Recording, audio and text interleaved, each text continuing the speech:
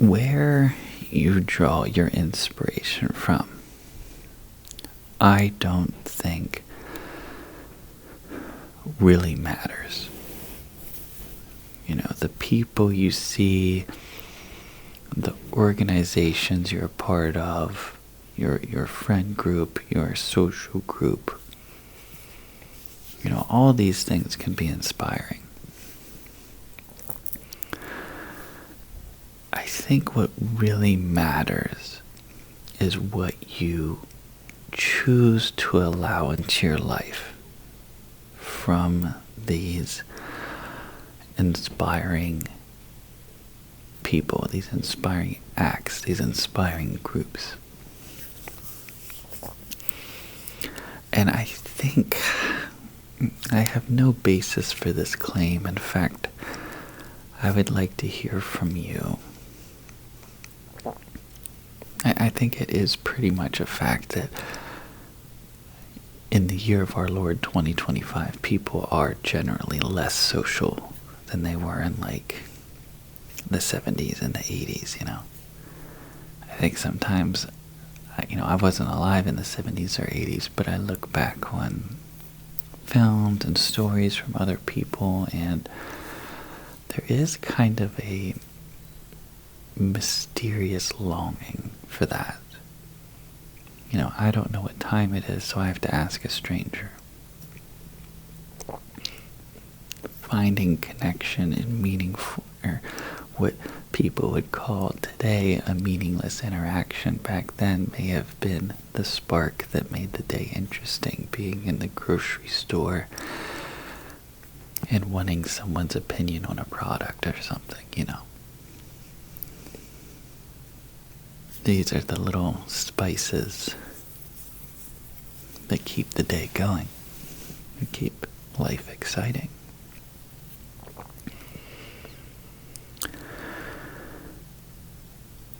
And perhaps because of that, and this is the part that I don't really have proof for, perhaps we miss out on these interactions. People are less inspired, maybe, potentially. I think that might be true. You have your phone, you have Google, what else do you need? You have your video games, and that creates this facade of satiety, satiation. I'm not sure what the right word is.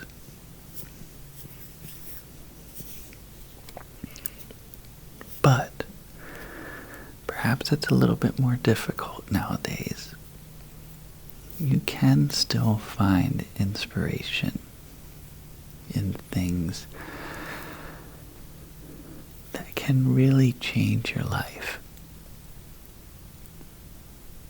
And I want to talk about some of my most favorite inspiring moments. Favorite inspiring people. And a lot of these are from sources that have no right being a molding story, a molding situation, especially for a young adult.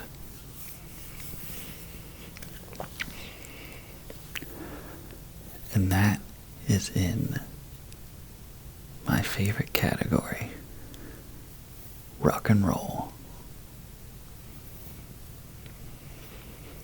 Drugs, relationships, and rock and roll. I like two of those things, baby. Woo.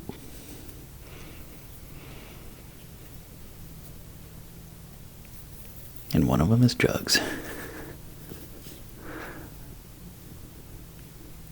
So there's this kind of, I don't know what to say, dark shadow projected onto rock and roll as it's bad, There's a lot of reasons for that. I mean, a lot of these bands, they'll dress up in like really dark, mysterious, ominous clothing, like, Kiss, for example.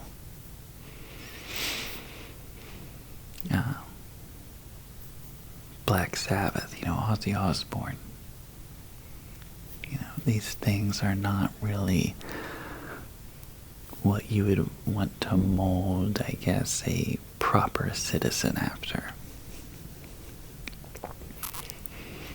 But you can still enjoy the music and find inspiration in these things, assuming that you're able to discern the positive qualities out of, perhaps some of the negative.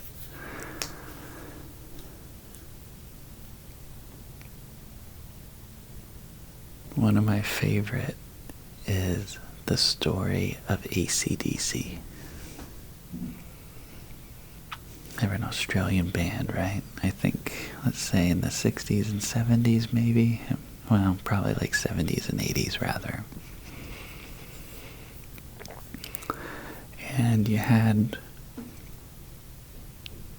I guess, 4 of them, I'm not really sure. 4 kids in Australia who wanted to be, or perhaps they didn't want to be, I don't know. They ended up starting this career in rock and roll stardom. And the 3 main people, there'll be a 4th one later, but the 3 most important people would be Angus Young. He was their guitarist. Malcolm Young, which is Angus's brother, and he was also a guitarist, but much less out of the limelight, And their lead singer, his name was Bon Scott. I don't know if that was his real name or not, I'm not really sure. But here's a band who, their songs were about hitmen, breaking out of jail, going to bars and drinking. Very much the qualities I don't think most people want for their child. And they started this absolute rock and roll rocket ship across the whole world. I would assume selling out stadiums, and the records were selling very, very well, and people loved their stuff, and this kind of like everyday man, rough and rugged music they used to portray. And a tale that we've seen so many times, especially in the performance industry. Going from nothing to everything very quickly. The money. It allows a situation where the stress of performing, you look for other things to sort of alleviate that stress, I guess. And that's unfortunately what Bon Scott did. This was their lead singer, arguably the front man of the band, although Angus was very popular as well. He was a very great guitarist. And Bon, one night, drank a little bit too much, and he uninstalled.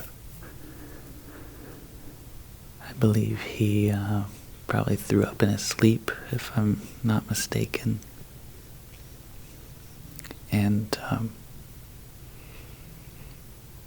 could you imagine, being one of the surviving members of what was supposed to be the greatest rock and roll band of the century, and all of a sudden it came to a screeching halt?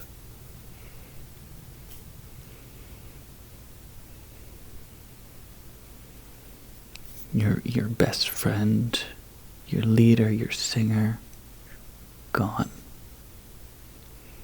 Never to return again.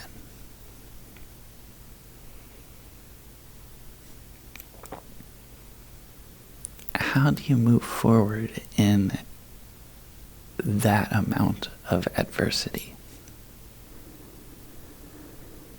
Everything was going right, and then you just got kicked in the face. Now the same band that was talking about drinking in bars, breaking out of jail, probably getting into fights, I'm not really sure, hiring hitmen, they would surely give up, right? Those are qualities that you don't associate with perseverance or with keeping your head up and moving forward. But I saw this one interview at one point with, I believe, Angus. And he said something to the effect of, me and Malcolm were at Bond's funeral. And I don't know which one said to which. Maybe it was Angus said to Malcolm. You know what? Angus gets enough attention. Let's say it was Malcolm said to Angus in this situation. Malcolm says to Angus, we can put our tail between our legs and we can give up. We can call it a day, say that was enough, and just go back to a normal life. Or we could keep moving forward.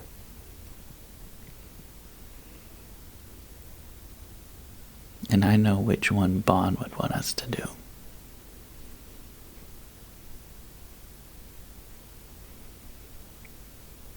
With the loss of their best friend still fresh within their minds, they held an audition. And they found this other guy, his name was Brian Johnson. And I believe Brian was friends with Bond, if I'm not mistaken. Somehow they got connected with Brian Johnson. And they hired him as their lead singer. Completely different voice, completely different singing style. In fact, there's a lot of controversy today. People don't really know which one's better. Of course, the purists will always say Bond. And if I'm not mistaken, they went to the Bahamas, I think, to record their next album. And, you know, Brian Johnson, I mean, this is his new band, you know, they're one of the biggest bands in the world, and he's got to perform, he's got to write these lyrics for these songs. And as I recall, they were in the Bahamas and a hurricane came through. Writer's block was consuming Brian. And he couldn't really think of these impactful lyrics, you know, for their next album. And he said he felt Bond in the midst of this hurricane.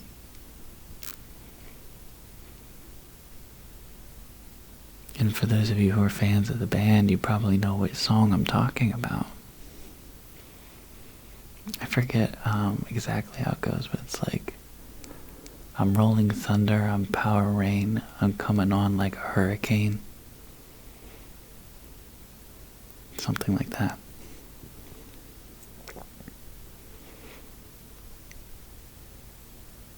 And wouldn't you know, when it was all said and done, when the storm cleared and the dust settled, so to speak,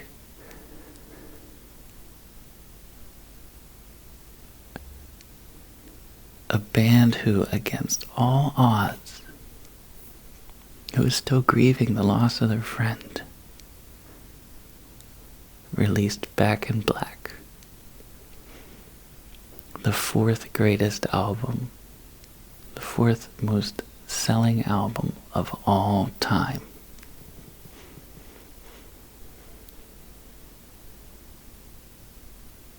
How could that happen?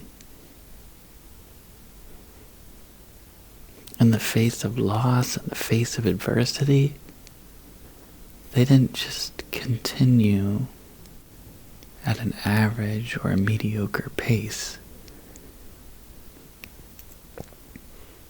they catapulted themselves into the history books, into the record books.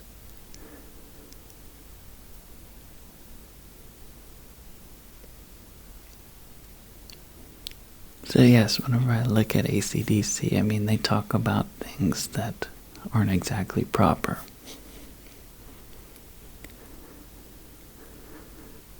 But whenever you isolate that incident, it's as inspiring as inspiration can be.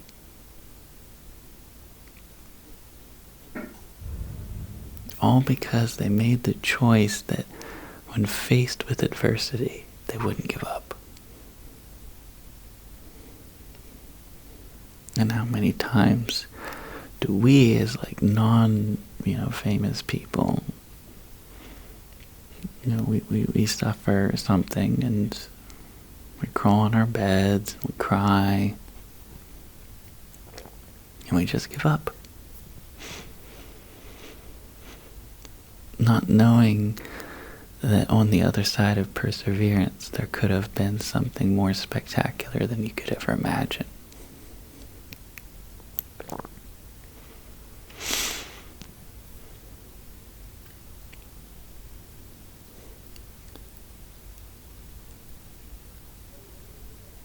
I mentioned Kiss earlier. Potentially their frontman, Gene Simmons, who was, he's an immigrant. I don't know if you guys know that or not. I believe he was born in Israel, if I'm not mistaken. And he's very much older than us.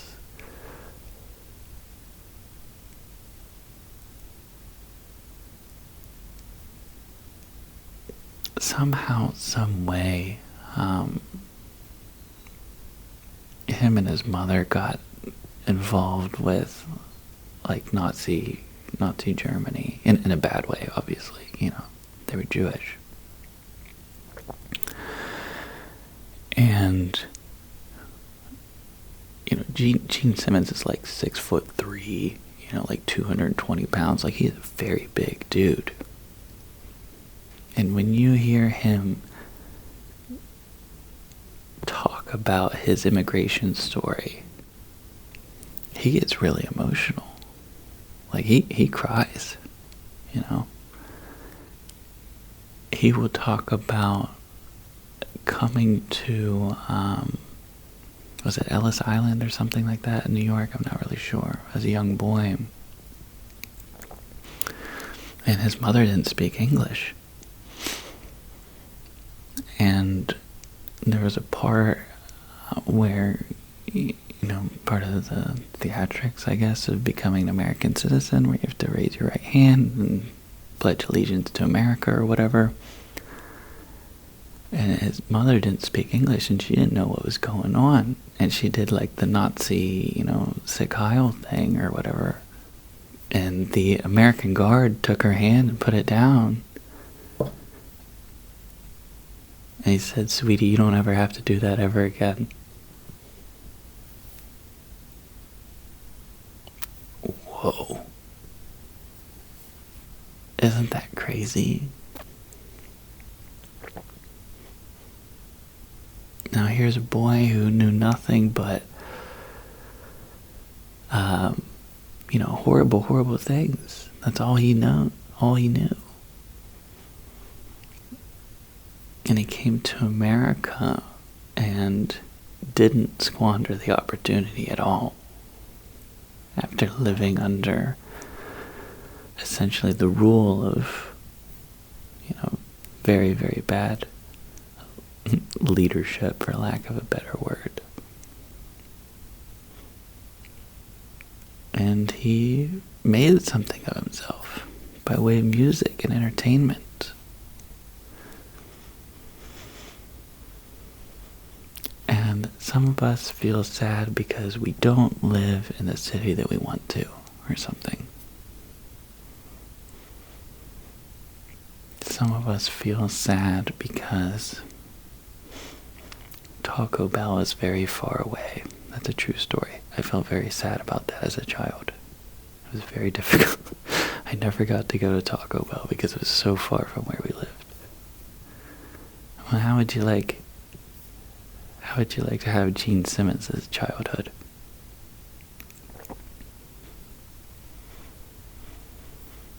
By rights, he could have just chilled.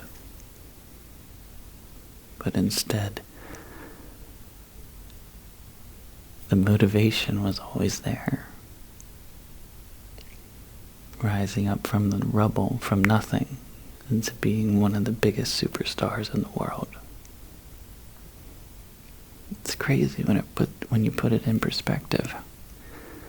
By comparison, I was born with a silver spoon in my mouth.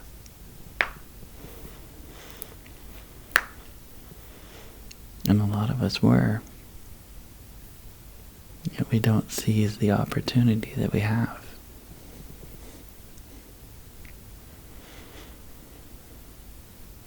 I mean, look at the Beatles, for crying out loud. They're just 4 boys from Liverpool.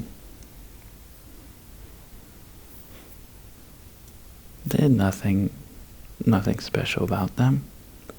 They just so happened to geographically be in the same place.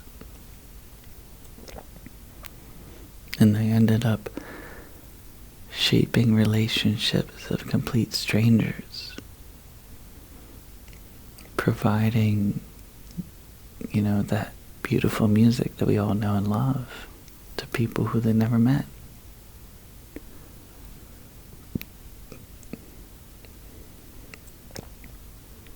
If it could happen to them, why can't it happen to you? Perhaps they were meant to be born in that exact area. Perhaps you were too.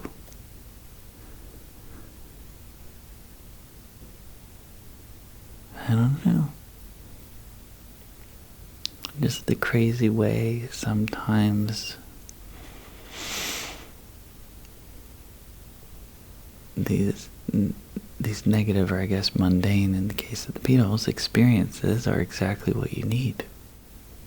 So I guess the main bullet point here isn't necessarily, look at Gene Simmons, AC/DC, the Beatles, look how lucky they are. It's a different perspective would be, look at how they worked with what they were given. Look at how they refused to give up. Look at their perseverance. All those things exist within ourselves. It's up to you to find it, unlock it, and use it.